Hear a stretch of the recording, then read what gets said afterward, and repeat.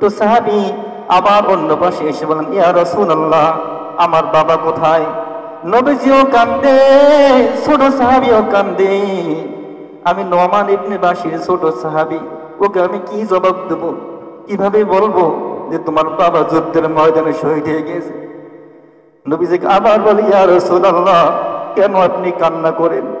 আমার বাবা কোথায়? সন্ধ্যা হয়ে গেল, আমার মাও দুনিয়ার বুকে নাই। আমি কার গলা ধরে ঘুমাবো? আমি রাত্রে বেলা আমার বাবার গলা ধরে ঘুমাই। ইয়া রাসূলুল্লাহ, আমার বাবা কি আর আসবে না? আমার বাবার গলা ধরে কি আর জীবনেও কোনোদিন ঘুমাবো না? এইভাবে অনুনয় বিনয় করে কান্দে। তখন নবীজি বলেন, নোমান, ও আমার ছোট্ট সাহাবী, আজ থেকে আমি তোমার বাবা, আর আয়েশা রাদিয়াল্লাহু তাআলা আনহা, আমার স্ত্রী আয়েশা, তিনি হলেন তোমার মা। তখন ওই ছোট্ট সাহাবী কি হয়ে গেছেন? খুশি হয়ে গেছেন। আজকে হলো রজব মাসের 30তম তারিখ। আল্লাহ চাহে তো আগামীকালকে কি উঠবে? আজকে সন্ধ্যার সময় চাঁদ উদিত হবে। আর যখনই চাঁদ উদিত হয়, নবীজি চাঁদ দেখতেন আর দোয়া পড়তেন, আল্লাহুম্মা আহিল্লাহু আলাইনা বিল আমনি ওয়াল ঈমান ওয়াস সালামাতি ওয়াল ইসলাম ওয়াত তাওফীক লিমা তুহিব্বু ওয়া তারদা রব্বি ওয়া রাব্বুকাল্লাহ। নবীজির শিখানোর দোয়া যদি একবার মুখস্থ করতে পারি, সারা জীবন নিজেরাও আমল করতে পারবো, অপরকেও শিখাইতে পারবো। এজন্য চাঁদ উদিত হলে চাঁদ দেখা, এটা হলো নবীজির কি বলেন? সুন্নাত। আর সাথে সাথে দোয়া করা। দ্বিতীয়ত, রজব মাস এবছরের জন্য শেষ।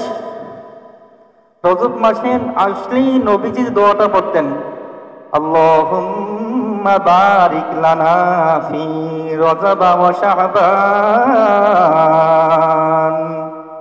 ওয়া বাল্লিগনা রমাদান।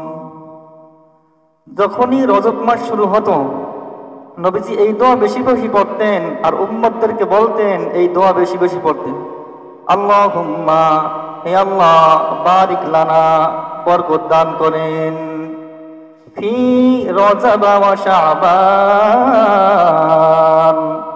রজব মাসের মধ্যে এবং শাবান মাসের মধ্যে বরকত দান করেন, ওয়া বাল্লিগনা রমাদান। হে আল্লাহ, মেহেরবানি করে, দয়া করে, মায়া করে আপনি আমাদেরকে রমজান পর্যন্ত পৌঁছানোর ব্যবস্থা করিয়া দেন। বাংলায় দোয়া পড়লে হবে, কিন্তু নবীজির ভাষা অনুযায়ী দোয়া পড়লে এটা আল্লাহ তাআলার কাছে কি বলেন? অনেক গ্রহণযোগ্য হবে। এজন্য চেষ্টা করব এই দোয়াগুলো পড়ার জন্য। পারবো না ইনশাআল্লাহ?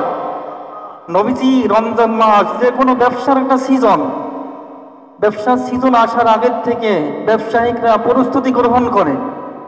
আর মুসলমানের জন্য ব্যবসার সিজন হলো, ইবাদত করার সিজন হলো, সেটা হলো রমজান মাস। এই জন্যই কি করা? আগে থেকে প্রস্তুতি গ্রহণ করা। যদি কেউ আগে থেকে প্রস্তুতি গ্রহণ করে, ওই ব্যক্তির পরবর্তী যে কাজ, যে ব্যবসা, সেটা তার সুন্দর হবে। আর যদি আগে থেকে প্রস্তুতি গ্রহণ না করে, মাঠে নামার পর তার কাজ সম্পাদন করতে পারবে না। পারবে? বলেন, পারবে না। এই জন্য সব কাজ সম্পাদন করতে হবে কার তরিকায়? আল্লাহর নবীর তরিকায়। কার তরিকায় বলেন? আল্লাহর নবীর তরিকায়। আল্লাহ তাআলা বলেন, কুল ইন কুনতুম তুহিব্বুনাল্লাহা ফাত্তাবিউনি ইউহিব্বুকুমুল্লাহ। হে নবী, আপনি আপনার উম্মতদেরকে বলে দেন, যদি কেউ আমি আল্লাহকে ভালোবাসতে চাই, সে যেন আগে আপনাকে ভালোবাসে, আপনার অনুসরণ করে, অনুকরণ করে। তাহলে আল্লাহকে ভালোবাসলে তার তরিকায় করতে হবে, নবীর তরিকায়। নবীর অনুসরণ করতে হবে। নবীজি সাল্লাল্লাহু আলাইহি ওয়াসাল্লাম প্র্যাকটিক্যালি কি করছেন? শিখাই দিয়েছেন যে এইভাবে ভালোবাসো। ওয়াগফির লাকুম যুনুবাকুম, যদি কেউ আল্লাহর নবীর অনুসরণ করে আল্লাহ রাব্বুল আলামিন তাকে ভালোবাসবেন। আর কি করবেন? ওয়াগফির লাকুম যুনুবাকুম, আল্লাহ রাব্বুল আলামিন তার জীবনের সমস্ত গুনাহগুলো maaf করে দিবেন। আল্লাহু গফুরুর রহিম, আল্লাহ রাব্বুল আলামিন হলেন অধিক ক্ষমাশীল, অত্যন্ত ক্ষমাশীল। দুনিয়ার কেউ যদি মাফ না করতে পারে, আল্লাহ বান্দা বান্দি যদি আল্লাহ রাব্বুল আলামিনের কাছে মাফ চাওয়ার মতো, ক্ষমা চাওয়ার মতো ক্ষমা চাইতে পারে, আল্লাহ রাব্বুল আলামিন তার জীবনের সমস্ত গুনাহগুলা মাফ করে দেবে। এই জন্য মাফ চাইতে হবে কার কাছে বলেন? আল্লাহর কাছে। আল্লাহর ভালোবাসা পাইতে হইলে নবীর কি করতে হবে?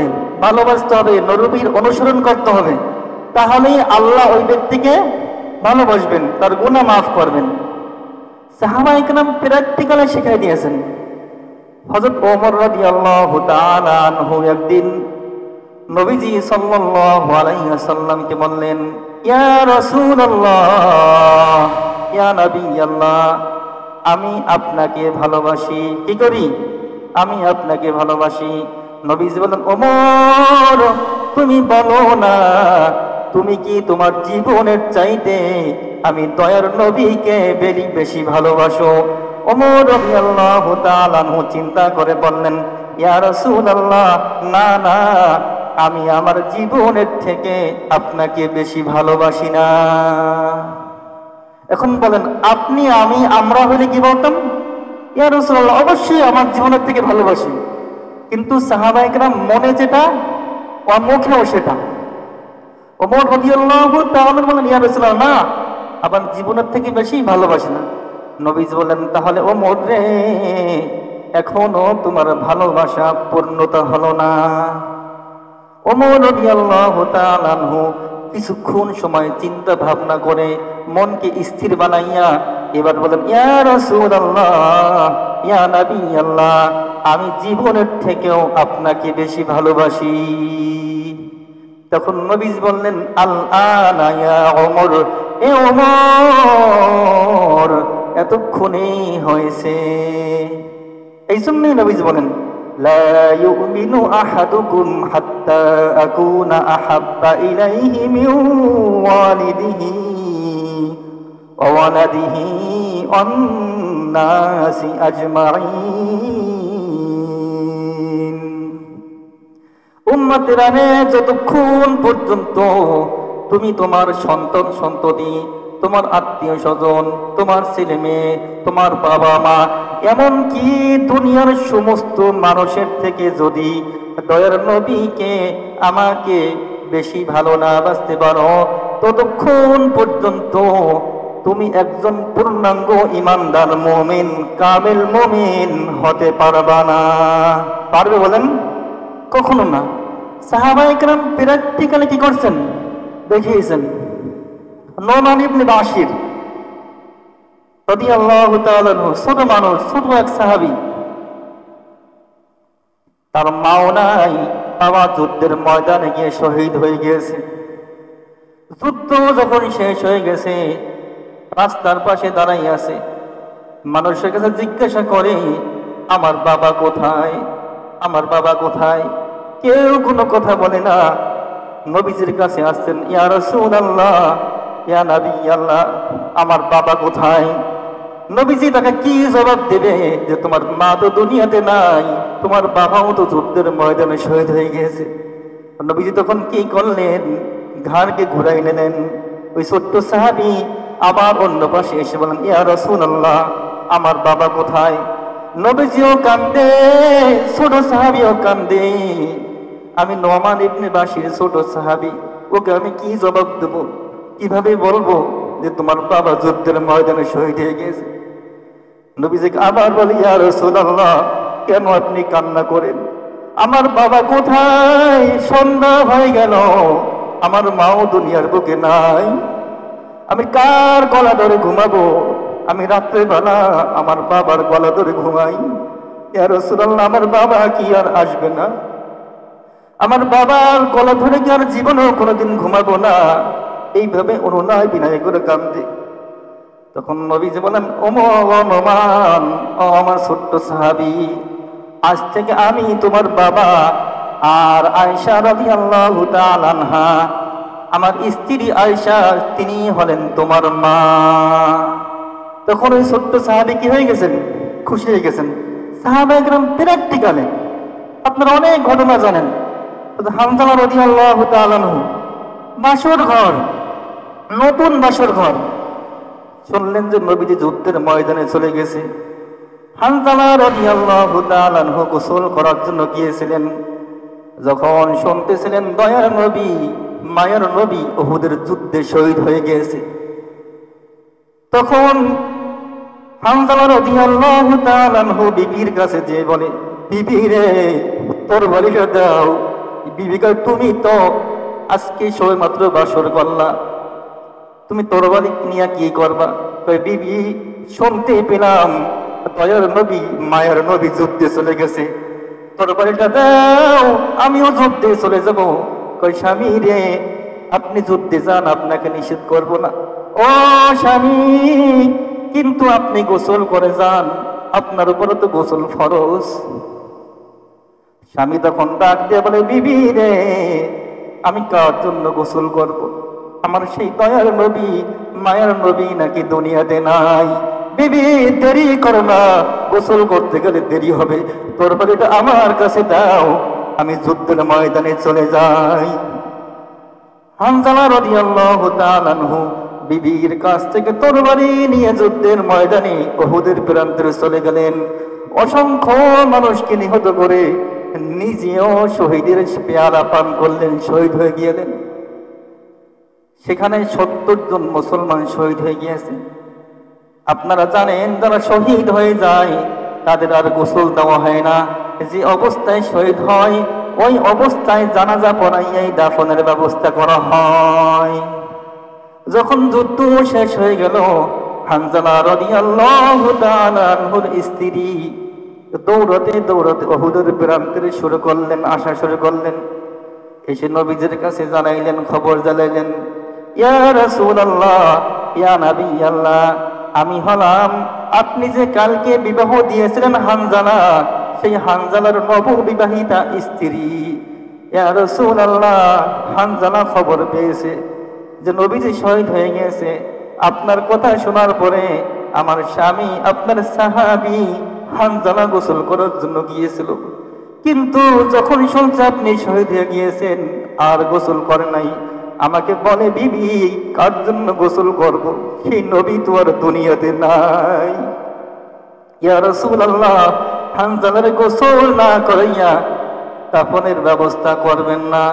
নবীজি সাহাবায়ে কেরামকে বললেন, ও সাহাবীরা, দেখো না হানজালার লাশটা কোথায়? নবীজি হানজালার লাশ খুঁজে পায় না, সাহাবায়ে কেরাম খুঁজে পায় না, কই গেল হানজালার লাশ?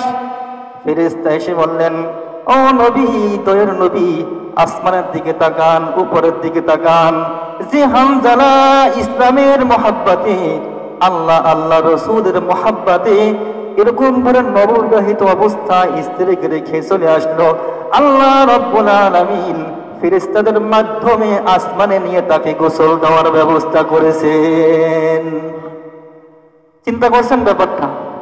সাহাবায়ে কেরাম বললেন, আমরা পরীক্ষা করার জন্য হানজালার দাড়ির নিচে, চুলের নিচে হাত দিলাম, টপ টপ করে আসমানের ধোয়া পানি, জান্নাতি পানি, কেউ বলেন হাউজে কাউসারের পানি অথবা জমজম কূপের পানি, অর্থাৎ দুনিয়ার কোনো সাধারণ পানি না, এই পানি দ্বারা তাকে গোসল করানো হয়েছে। আর ওই পানি যে টপ টপ করে পড়তেছে আমরাও দেখতে পেয়েছি। কি ছিল তাদের মহাব্বত বলেন? আর আমরা শুধু মহাব্বত করি ঘরের মধ্যে, মিষ্টি সুন্নাতের মধ্যে মহাব্বত। যদি বলা হয় নবীজি দান দান মোবারক শহীদ করছেন, জিহাদ করছেন, যুদ্ধ করছেন, তখন এই কথাগুলো আমাদের কি লাগে না বলেন? তখন আর ভালো লাগে না। কত জঙ্গিবাজের কথা বলে, জিহাদের কথা বলে। এই জন্য মুসলমান হইতে হয় খাঁটি মুসলমান। ভেজাল মুক্ত যদি মুসলমান হয়, এই মুসলমানের আল্লাহ তাআলার কাছে কোনো কি থাকবে না বলেন? দাম থাকবে না। থাকবে বলেন? থাকবে, দাম থাকবে না। এই জন্য পাক্কা মুসলমান হতে হবে, পাক্কা ইমানদার হতে হবে। সাহাবায়ে কিরাম পুরোপুরি প্র্যাকটিক্যালে দেখাই দিয়েছেন, জানের থেকে মালের থেকে যে নবীজিকে বেশি ভালোবাসে। অনেক ঘটনা আপনারা জানেন, এক মহিলা যুদ্ধের ময়দানে তার স্বামী শহীদ হয়ে গিয়েছে, ভাই শহীদ হয়ে গিয়েছে, সন্তান শহীদ হয়ে গেছে। যখন মহিলা শুনলেন যে কুতিলা মুহাম্মদ, মুহাম্মদ শহীদ হয়ে গিয়েছে, মহিলা অনেক দূর পর্যন্ত মাইলকে মাইল দৌড়ানো শুরু করলেন আর নবীজির খোঁজ নেওয়া শুরু করলেন। যাকে দেখে তার কাছে জিজ্ঞাসা করে, আমার নবীর অবস্থা কি? আমার নবী কেমন আছে? আমার দয়ার নবী, মায়ের নবী কেমন আছে? মহিলাকে জানানো হলো, তোমার স্বামী শহীদ হয়ে গিয়েছে।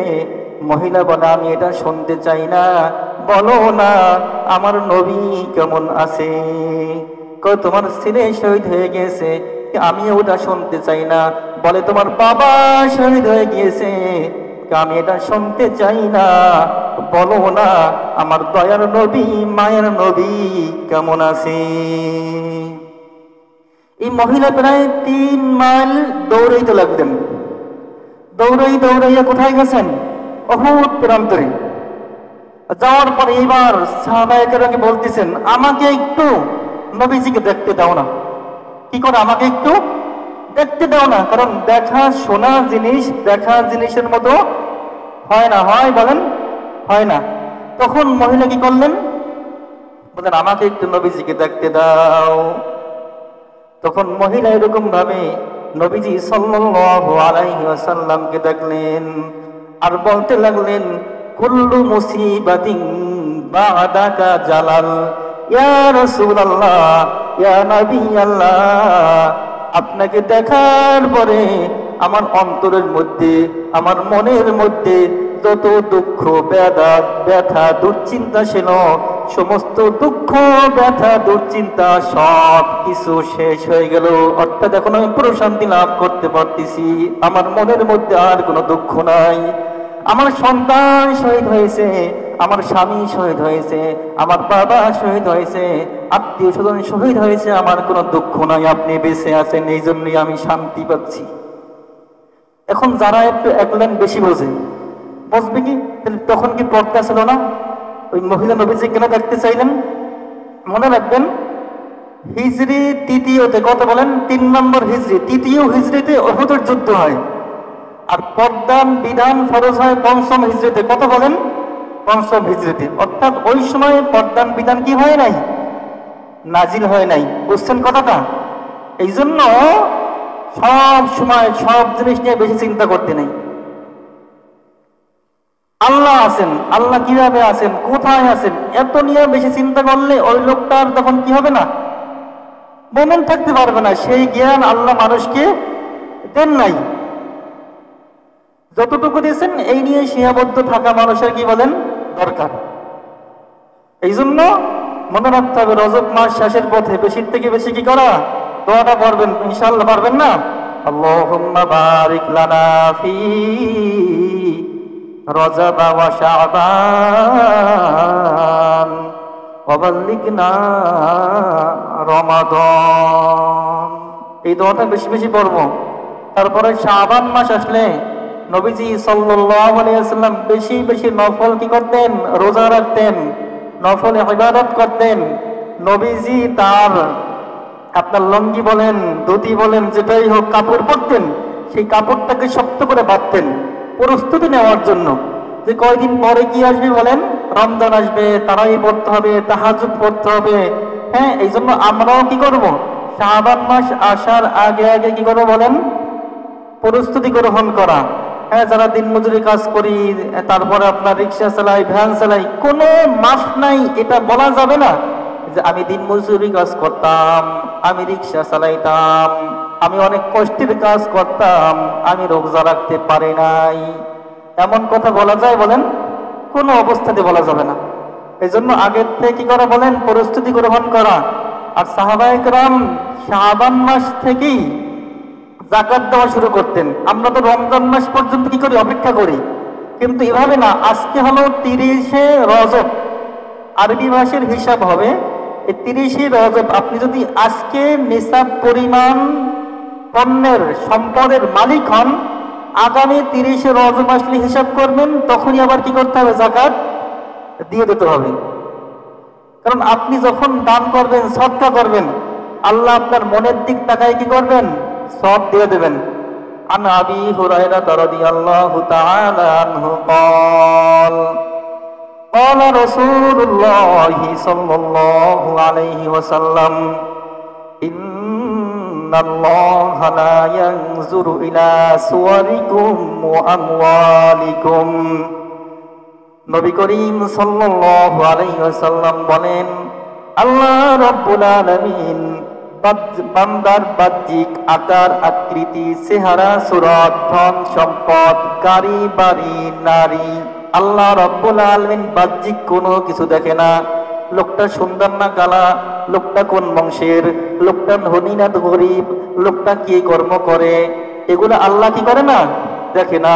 লোকটার ব্যাংক ব্যালেন্স কত, লোকটার ফ্ল্যাট কয়টা, লোকটার বাড়ি কয়টা, এগুলো আল্লাহ রাব্বুল আলামিন দেখে না। আল্লাহ কি দেখেন, ওয়ালাকিন ইয়ানজুরু ইলা কুলুবিকুম ওয়া আমালিকুম। আল্লাহ রাব্বুল আলামিন দেখেন বান্দার অন্তরের মধ্যে কি আছে আর বান্দা কি কাজ করে। বান্দা নামাজ পড়ে আল্লাহর জন্য না অন্য কারোর জন্য, বান্দা রোজা রাখলো আল্লাহর জন্য নাকি অন্য মানুষের জন্য। তাহলে আল্লাহ কি দেখেন বলেন, বান্দার অন্তর দেখেন আর কাজ দেখেন। ওয়ালাকিন ইয়ানজুরু ইলা কুলুবিকুম ওয়া আমালিকুম। আমরা যখন আমল করে, আমল মানে কি, কাজ, কি বলেন, বলেন না কি, কাজ করে, আমল মানে কাজ। তাহলে আল্লাহ কাজ দেখেন আর কি দেখেন, অন্তর দেখেন, অন্তরে কি আছে। এই জন্য কেউ লক্ষ লক্ষ টাকা দান করেও সব পায় না, কেউ দান না করেও কি পায় বলেন, সব পায়। কেউ হজ না করেও সব পায়, কেউ হজ করেও সব পায় না। কারণ কি, হজে যাওয়ার আগে নেম প্লেট বানাইতে দিয়ে গেছে, হজ থেকে আসার পরে হাজী সাহেব না বললে রাগ হয়, হজ থেকে আসার পরে হাজী সাহেব বললে মুস্কি মুস্কি হাসে, না বললে রাগ করে। না বলে যদি রাগ করে আর বললে মুস্কি মুস্কি হাসে, তাহলে বলবেন এই হাজির মধ্যে কি আছে, ভেজাল আছে। আর যদি দেখেন সে তাকে হাজি বললে সে কি করে, নিষেধ করে যে আমাকে হাজী সাহেব বলো না, তাহলে কি নাই বলেন, ভেজাল নাই। এ বলছে যে আমাকে হাজী সাহেব বলবে না, তারপরে যদি কেউ বলে তাহলে তার কি হবে না, সমস্যা নাই। এই যেমন ইঞ্জিনিয়ার সাহেব হাজী সাহেব, এমনি হাজী সাহেব, ওই আনিস ভাই আল্লাহ দিলে আমরা হজ করছে, আগামীতে বড় হজে যাবে, এরকম মজা থাকতে কেউ কোনদিন হাজী সাহেব বলছে শুনি না তো। আবার কি ছিল একেবারে অমুক হাজি, অমুক হাজি, হাজী সাহেবের বাড়ি, নাম সামনেও লেখা কি হাজী সাহেব। সেদিনকে এক জায়গায় দেখি টাচ দিয়া খোদাই করে লেখা হাজী অমুক সাহেব, সাথে একজন হুজুর আমার পাশে। আমি বললাম, হুজুর দেখছেন আপনার এলাকায় এই হাজী সাহেবের বাড়ির সামনে টাইসে খোদাই করে লেখা।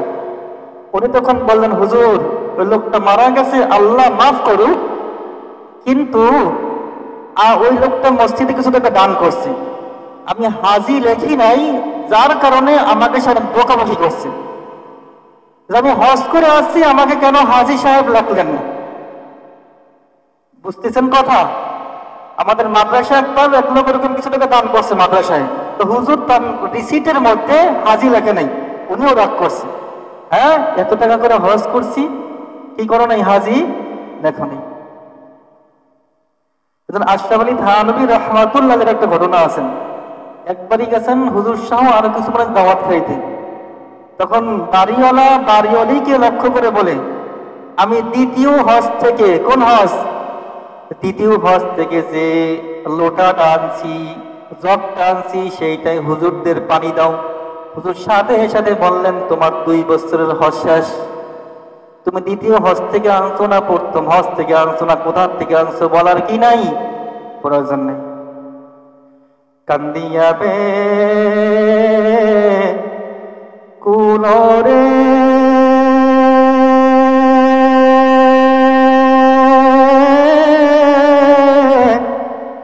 হামজালা শহীদ রে কলিজা ভেঙ্গেছে সেই জঙ্গে ওহুদে কলিজা সিরিছে সেই জঙ্গে ওহুদে সাহাবায়ে কেরামের যে পরীক্ষা আসছে, এরকম পরীক্ষা যদি আমরা আসতাম আল্লাহ জানে কি হতো। একটা গজল বলে না, মাওলা কেন আইলাম রে এই জামানাতে। আরে ওই জামানার যোগ্য যদি আমরা থাকতাম তাহলে আল্লাহ ওই জামানায় কি করতে বলেন, পাঠাইতো। ওই জামানায় যদি আমরা থাকতাম আল্লাহ জানে আমরা কি ওই বনি ইসরায়েলের দলে ছিলাম, না হামারের দলে থাকতাম, না কারণের দলে থাকতাম, না আবু জাহেলের দলে। এরকম না বলেন? আমাদের যে ইমানের অবস্থা, শক্ত কোনো কাজও আমরা করতে পারি না, শক্ত কোনো কথাও কি করতে পারি না, শুনতে পারি না। পারি বলেন? এজন্য আল্লাহকে ভালোবাসতে হইলে কাকে ভালোবাসতে হয় বলেন? নবীকে। তাহলে কি করবেন? কুল ইন কুনতুম তুহিব্বুনাল্লাহ, আল্লাহ বলেন আমাকে ভালোবাসতে হলে কি করতে হবে? ফাত্তাবিউনি ইহবিবকুমুল্লাহ, নবীর অনুসরণ করলে ইহবিবকুমুল্লাহ, আল্লাহ ভালোবাসবেন। ওয়া ইয়াগফির লাকুম যুনুবাকুম, আল্লাহ কি করবেন? গুনাহ ক্ষমা করবেন। আল্লাহু গফুরুর রহিম, আল্লাহ হলো কি বলেন? পরম ক্ষমাকারী। আল্লাহর মতো ক্ষমাকারী আর কেউ নাই, আছে বলেন? আছে? নাই। কেমন ক্ষমা করবেন? আল্লাহ বলেন ফাউলাইকা ইউবাদদিলুল্লাহু সাইয়্যাতিহিম হাসানাত। আল্লাহ রাব্বুল আলামিন বলেন বান্দা বান্দি যদি তওবা করার মতো তওবা করতে পারো, ক্ষমা চাওয়ার মতো ক্ষমা চাইতে পারো, আমি তোমাকে এমন ভাবে ক্ষমা করব, তোমার জীবনের সমস্ত গুনাহগুলা মাফ করে দিয়া গুনার জায়গাটুকু নেকি দ্বারা পরিবর্তন করে দেব। কারণ কেউ যদি গুনাহ করার পরে গুনাহটা মুছে দিল, আউলাইকা ইউবাদদিলুল্লাহু সাইয়্যাতিহিম হাসানাত, গুনাহ মুছে দিলে তাহলে কি হবে? কেউ লেখার পরে যদি কাইটা দেয়, দাগ দিয়ে দেয়, তাহলে কি লোকটা এখানে কি করছে? ভুল করছে। যদি আবার ফেরত দিয়ে সুন্দর করে লেখা দেয় তাহলে বুঝবে। ঠিক আল্লাহ এমন করবেন, ইউবাদদিলুল্লাহু সাইয়্যাতিহিম হাসানাত। আল্লাহ রাব্বুল আলামিন তার জীবনের ওই গুনাহগুলা মাফ করে দিয়া গুনার জায়গাটুকু নেকি দ্বারা পরিবর্তন করিয়া দেবেন। অনেকে বলবেন গুনাহ করি, তওবা করি, আবার গুনাহ করি। এজন্য আল্লাহকে বলতে হবে তওবা করে আবার তওবা ভাঙ্গিলাম, তওবা করে আবার তওবা ভাঙ্গিলাম, অবশেষে খাঁটি তওবা করিলাম, অবশেষে খাঁটি তওবা করিলাম। মিশামিশি কাটাইলাম জিন্দেগি, মিশামিশি কাটাইলাম জিন্দেগি, অন্ধকার কবরে হবে বসতি, অন্ধকার কবরে হবে বসতি। এই দুনিয়া মুসাফির খানা তোমরা জানো না, এই দুনিয়া মুসাফির খানা তোমরা জানো না, কত মানুষ আইলো গেল রইল না, কত মানুষ আইলো গেল রইল না। রইছে কেউ বলেন? আপনি আমি থাকবো? আজকে দুনিয়ার এক প্রান্ত থেকে অপর প্রান্তের খবর মুহূর্তের মধ্যে নেওয়া যায়, দেখাও যায়, শোনাও যায়, কিন্তু আমাদের মুরব্বীরা যাদের মা নাই, বাবা নাই, কত মানুষ মা হারা, বাবা হারা। আমার নিজেরও মা নাই, বাবা নাই। অসংখ্য মানুষ আমরা আছি, মা নাই, বাবা নাই, দাদা নাই, দাদি নাই, নানা নাই, নানি নাই, চাচা নাই, চাচি নাই, ফুফা নাই, ফুফু নাই, শ্বশুর শাশুড়ি, আত্মীয় স্বজন, বন্ধু বান্ধব অনেককে হারাইছি। কোন আম বাগানের মধ্যে, বাঁশ বাগানের মধ্যে, ঝোপের মধ্যে, মাটির মধ্যে তাদেরকে শোয়াই দিয়ে রেখে আসছি, কোনদিন তাদের খবর নিতে পারলাম না কোন অবস্থায় তারা আছে। যারা মৃত্যুবরণ করে তারা অনেক অসহায় হয়ে যায়, দুনিয়ার মানুষের দিকে তাকাইয়া থাকে, কখন তাদের জন্য দোয়া করা হয়। আজকে যে জমি, যে বাড়ি, যে গাড়ি, বলি আমার বাড়ি, আমার গাড়ি, আমার অর্থ সম্পত্তি, হিসাব করলে দেখবেন যে বাড়িতে আমরা থাকি, যে জমিকে বলি আমাদের জমি, যে গাড়িকে বলি আমার গাড়ি, যেটাই বলি আমাদের গাছ। অনেকেই বাড়ি যাইয়া হিসাব মেলাবেন, এগুলা হয়তো দাদারটা বা দাদার বাবারটা, যে দাদাও আপনাকে চিনত না, আমিও দাদাকে চিনতাম না। আছে না? আমরা অনেকে বলেন যে আমার বাড়ি, আমাদের জমি, আমাদের সম্পত্তি। আপনি হিসাব করবেন অনেকেরই দাদারটা, তার বাবারটা, অথচ ওই দাদাকে আপনি আমি চিনতাম না, আবার দাদাও আমাদেরকে চিনত না, সেটাকে বলি আমার। ঠিক এরকম অবস্থাও তো হবে। দাদার বাবার নাম কয়জনে জানি বলেন? আমাদের অবস্থাও যেমন, দুই এক পুরুষ যাওয়ার পরে কেউ মনে রাখবে না, রাখবে বলেন? কেউ মনে রাখবে না। এই জন্য কি করতে হবে? সাহিত্য অনুযায়ী বেশি থেকে বেশি কি করতে হবে? আমল করতে হবে। আর সব সময় রাগকে কন্ট্রোল করতে হবে। গীবত, শিকায়েত থেকে কি করতে হবে? বাঁচতে হবে। যদি না বাঁচি তাহলে আল্লাহ কি করবেন? কিয়ামতের ময়দানে তাদেরকে, যারা দুনিয়াতে উল্টা চলবে, কিয়ামতের ময়দানে আল্লাহ রাব্বুল আলামিন তাদেরকে উল্টা করে চালাবেন। ونحشرهم يوم القيامة على وجوههم عميا وبكما وصما। আল্লাহ রাব্বুল আলামিন বলেন, যারা দুনিয়াতে আল্লাহর হুকুম অনুযায়ী চলবে, কিয়ামতের ময়দানে আল্লাহ রাব্বুল আলামিন তাদেরকে উল্টা অবস্থায় উঠাবেন। কি অবস্থায়? হযরত আনাস ইবনে মালিক রাদিয়াল্লাহু তাআলা আনহু বললেন, ইয়া রাসূলুল্লাহ, উল্টা অবস্থায় তারা চলাচল করবে, আল্লাহ কিয়ামতের ময়দানে উল্টা অবস্থায় উঠবেন, তারা উল্টা অবস্থায় কিভাবে চলবে চেহারা দিয়া? আল্লাহর নবী বলেন যে আল্লাহ নিচে পা দিয়া চালাইতে পারেন, সে আল্লাহ কিয়ামতের ময়দানে মাথাকে নিচে দিয়াও চালাইতে পারবেন। পারবেন কিনা বলেন?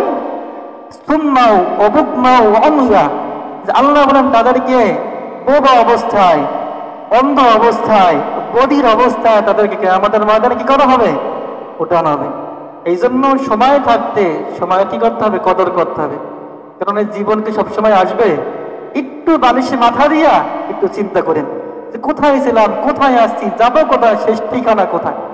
আল্লাহ তাআলা আমাদেরকে আমল করার তৌফিক দান করুন।